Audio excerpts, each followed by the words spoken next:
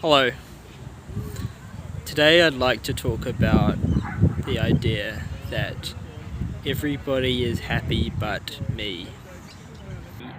This is an illusion I've seen many people fall into, including myself at times, and from time to time this idea might come up. It might come up in a small way. It might come up as seeing people that are happy, or at least observe them as looking happy and thinking, oh, why was my life so hard? Or why do I go through so much suffering?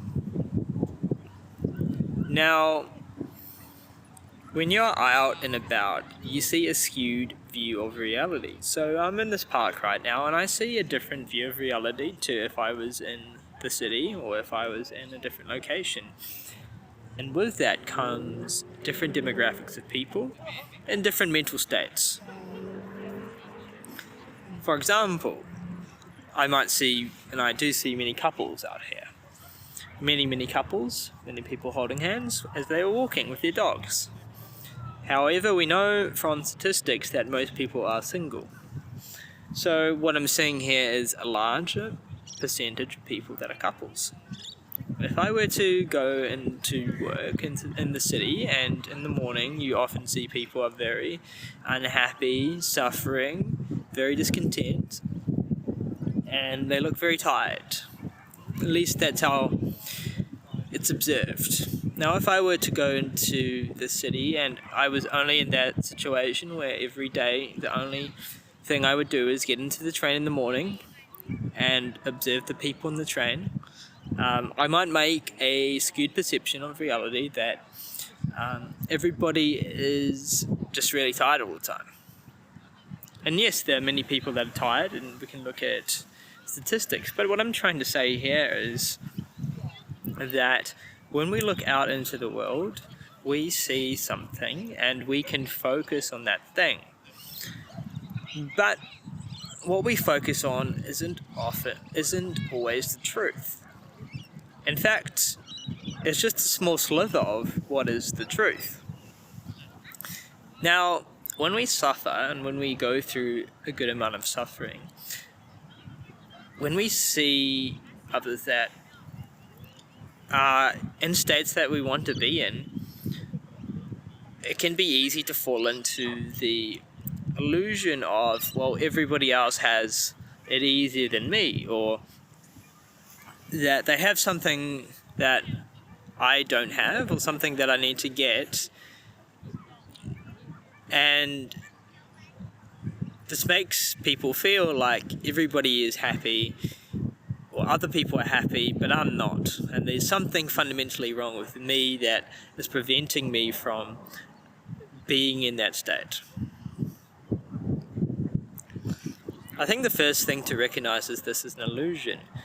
It's like when we look at people that are with their friends and they're smiling, they might be a good state at that time. But remember what the Buddha taught us, which was that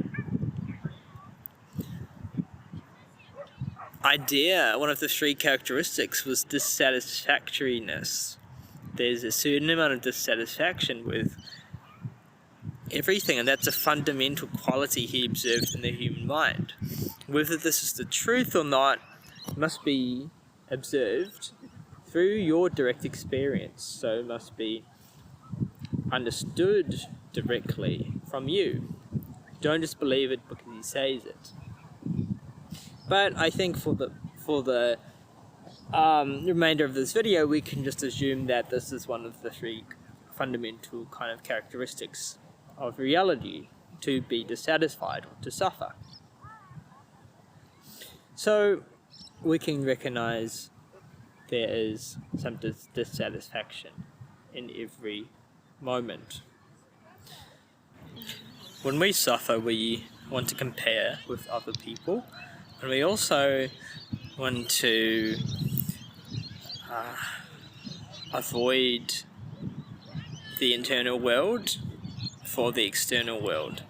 I don't know about you, but when I suffer, I often distract myself. It could be the phone, social media, and so I get into more destructive tendencies. With that, and something to recognize, is that we also look out into the world and we project our desires onto the world. So we desire something, for example, to be happy, and with that comes all these little sub-desires. So for me to be happy, I need money, I need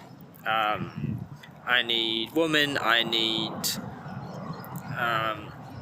all these material success things. I need a car, I need a house, I need this much money. So we start projecting our desires onto reality. When we see other people with those desires, with those things we desire, we say, well, they must be happy because it appears like they should be happy because they have the things that we externally really seek. And those external things make us, or delude us into the continuation of paradigms and tendencies that take away from the ultimate truth, the ultimate freedom, and the ultimate sense of liberation or freedom, happiness.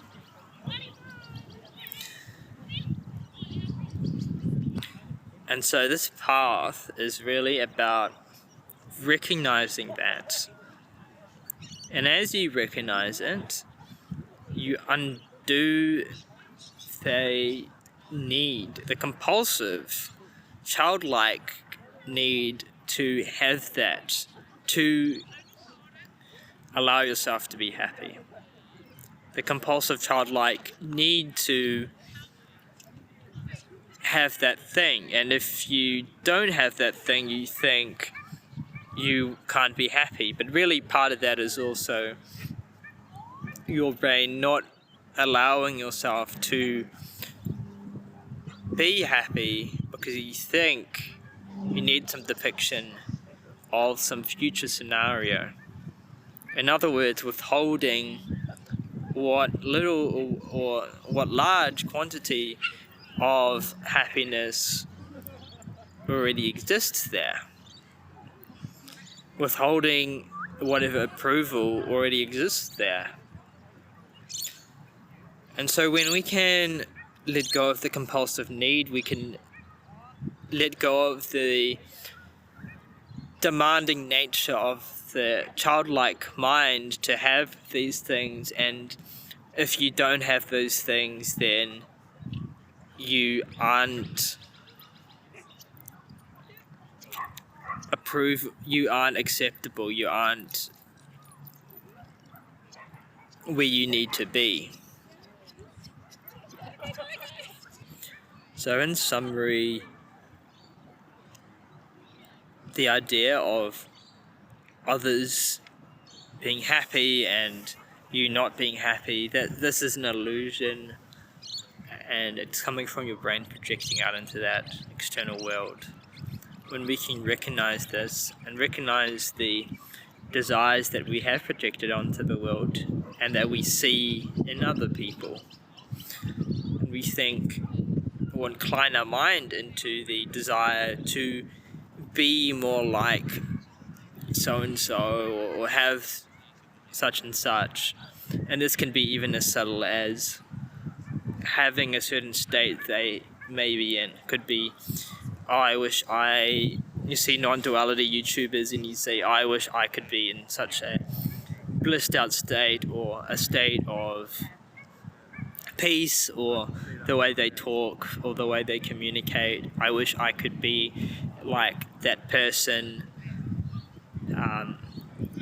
But that's another trapping of the mind to prevent you from being here in the here and now, which is just here. It's not anywhere else. It's completely self-liberating as it is in this present moment, without anything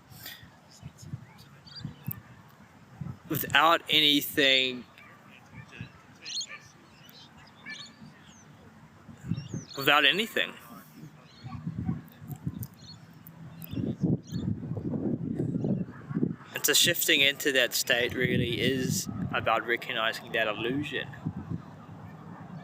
and then accepting what is by removing all belief systems that prevent you from moving into that. If you enjoyed this video, let me know your thoughts below. You're welcome to leave a comment or subscribe. Thank you.